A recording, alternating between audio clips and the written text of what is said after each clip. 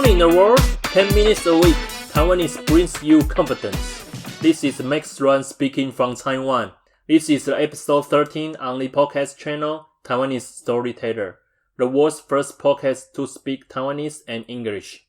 The book I'm going to tell you today is called, If You Don't Know How to Lead, You Won't Do It By Yourself Until You Die.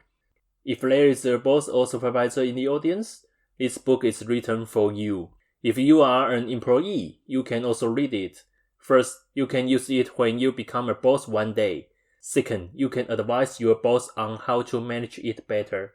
The book's main idea was from behavioral science. What is behavioral science? It means that humans' behavior can be guided and changed. What really matters in the management process is behavior, not result. This book uses comics to express it. It is very interesting and impressive. We used to think that people who read comics are bad kids, but now it's different. Sometimes some knowledge, if we use pictures or videos, it's better to be understood by most people. Okay, let's talk about this book. At the beginning of this book, it starts from a story. There was a manager of a clothing store. She was ordinarily a good sales clerk, but after being promoted to the store manager, she felt that she could not manage her team members. They did not do well. Many people applied for resignation. Of course, the performance in the store is not good. One day when he was going jogging, she met a master who taught people how to manage, and the teacher gave her some tips about the management. I will give you 2 key points about this book. First, what is teaching?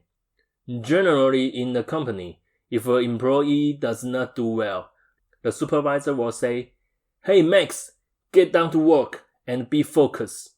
It means the supervisor uses the attitude to see if a person is active and they use results to manage. Say for example, they use the KPI, key performance indicator, to judge the employees. But will the KPI make employees improve?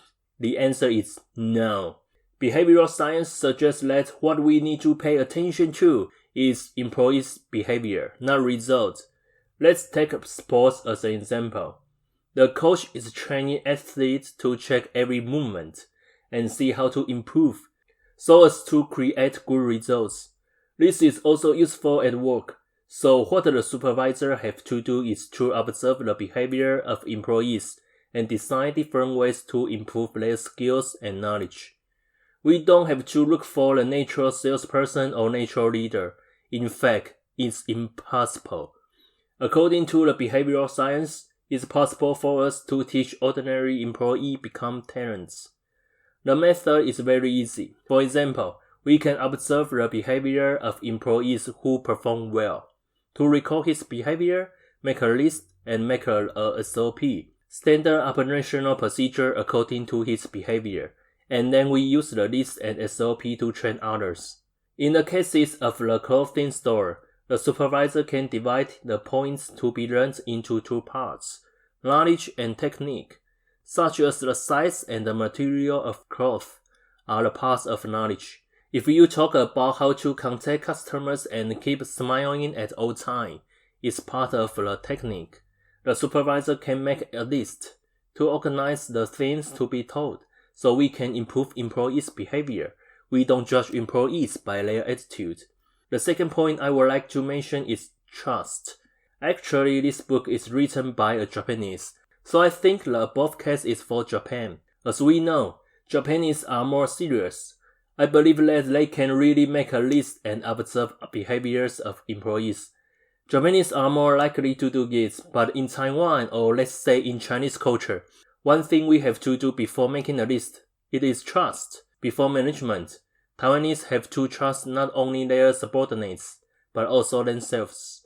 I found that many supervisors in Taiwanese are not confident enough because they assume they are not in charge.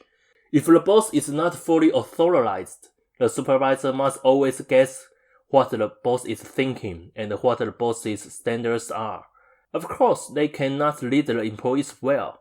So I suggest that the boss, supervisors, and the employees all need to communicate with each other more. Everybody share their own opinion freely. I tell you a story about myself. Several years ago, I was hired by a company. When I just joined the company for a month, I was asked to take part in the evaluation of new employees.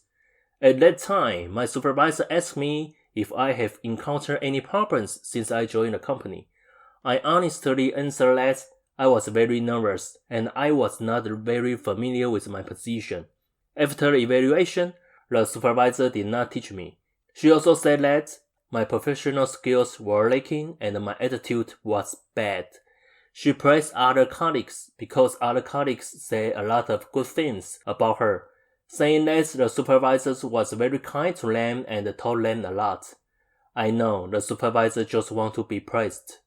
After that, I won't talk to the supervisors about my problems anymore, and I don't trust this company anymore, so the organization won't make any progress. What I want to say is, before establishing a behavioral science system, Taiwan's company must first build up the trust of their employees, so that the supervisor can improve on employees' shortcomings. Well, the above is the introduction of this book. At the end of this episode, I would like to say a congratulatory message in Taiwanese. The meaning of this congratulatory message is to congratulate the newlywed couple. We wish the groom and bride all happiness and having many children.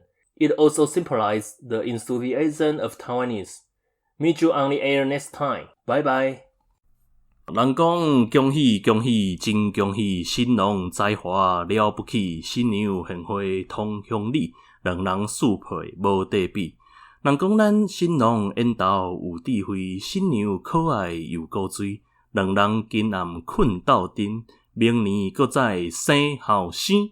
期待未来咱大家空中再相会，谢谢。